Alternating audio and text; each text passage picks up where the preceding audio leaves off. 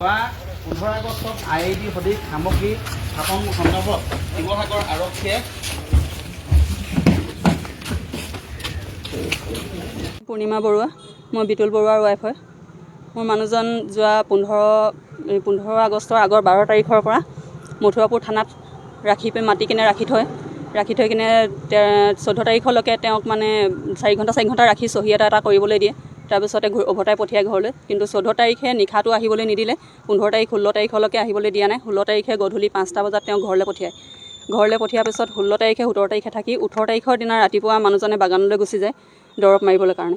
দৰৱ মাৰি থকা অৱস্থাত সদৰ থানা পুলিচ আৰক্ষী থানাৰ পৰা গৈ কিনে মানে সিহঁতে ক'লে মোক বোলে আপোনাৰ মানুহজন আছে নাই ঘৰত? মই মানুহজন নাই, দৰৱ মাৰিবলৈ গৈছে, আপুনি মতাই দিব পাৰিব নেকি? তেতিয়া মই সুধিছোঁ আপোনালোকে ক'ৰ পৰা আহিছে? তেতিয়া কৈছে আমি শিৱসাগৰ সদৰ থানাৰ পৰা আহিছোঁ, মথুৰাপুৰ থানালৈ বোলে আপোনালোকৰ মানুহজনক নিবলৈ আহিছোঁ, কথা কিছুমান পাতিবলগীয়া আছে মানুহজনৰ লগত, আমাৰ ওপৰলা ছাৰ এজন আহিছে, তেওঁ মাতিছে বুলি ক'লে। মই সুধিলোঁ আপোনালোকে যে লৈ গৈছে আমি আনিবলৈ যাম নেকি মানুহজনক? নালাগে বোলে আপোনালোকে আনিবলৈ যাবলৈ, আমি ৰাখি যামহি বুলি ক'লে। ৰাখি যামহি বুলি কোৱাৰ পাছত মই সন্ধিয়ালৈকে চালোঁ, কোনো খবৰ নাপালোঁ মানুহজনক। তাৰপিছত মথুৰাপুৰ থানাত খবৰ কৰিছোঁ, তাত নাই নিয়া। লাষ্টতে আমাৰ ঘৰৰ ওচৰৰে মানুহজন তাৰমানে ইয়াত থাকেহি শিৱসাগৰত, তেওঁক ফোন কৰিছোঁ, তেওঁ কৈছে বোলে সদৰ থানালৈ পঠাইছোঁ। মই সদৰ থানালৈ আহি কিনে তেওঁ কৈছে বোলে আমি ইয়ালৈ অনা নাই, পুলিচে কৈছে ইয়ালৈ অনা নাই, ইয়াত নাই মানুহজন বুলি ক'লে।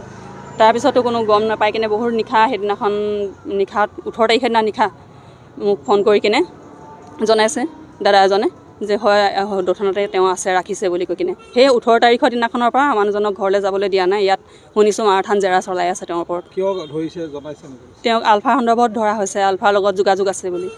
আগত তেনেকুৱা কোনো ধৰণৰ তেওঁ কোনো দিনা ৰেকৰ্ড নাই। পুলিচে নাই ৰখা নাই। মোবাইলটো তেওঁ কি কাৰণে ৰাখি থ'লে সেইটোও মই নাজানো, সেইটো মথুৰাপুৰত ৰাখি থৈছিলে। এতিয়া আলফাৰ লগত জড়িত নি আপোনাৰ স্বামী? নহয়, এইটো গোটেই গাঁৱৰ ৰাইজে এইটো কাৰণে আহিছে যে মোৰ মানুহজন কেনেকুৱা, ইহঁতে জানে, ওচৰ চুবুৰীয়া মানুহ, তেওঁলোকে দাবী কৰি ক'ব পাৰিব যে মোৰ মানুহজন আলফাৰ লগত কোনো ধৰণৰ জড়িত নাই। কোন স্থানৰ ঘৰ আপোনালোকৰ? আমাৰ লেঙিবৰ চৰাইদেউ। হয়। ইয়াৰ পূৰ্বে আলফা বা এনেকুৱা ধৰণৰ গোচৰত আটক বা আৰক্ষীয়ে ধৰিছিলে নি? আটক কৰা নাই তেনেকৈ, এইবাৰ প্ৰথম। পৰিয়ালৰ কোনোবা আলফাৰ লগত আপোনালোকৰ? পৰিয়ালৰ লগতো নাই। পৰিয়ালতো নাই। আটকাধীন অৱস্থাত আছে বিতুল বৰুৱা। কেনে ব্যক্তি বা আলফাৰ লগত জড়িত নেকি? গাঁৱৰ ওচৰ চুবুৰীয়া হিচাপে কি কয়? ওচৰ চুবুৰীয়া হিচাপে আমি সেইটোৱে ক'ব পাৰোঁ যে তেওঁ সেইটো জড়িত আমি দেখা নাই।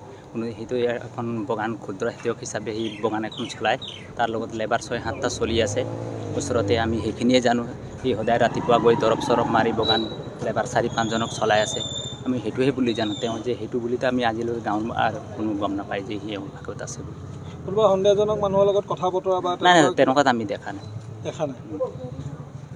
আগে পিছে এনেকুৱা কিবা বিয়াৰ পূৰ্বে তেখেতৰ বিবাহৰ পূৰ্বে? নাই, তেনেকুৱা আমি একো তাৰ সন্দেহবাদী আমি দেখা নাই।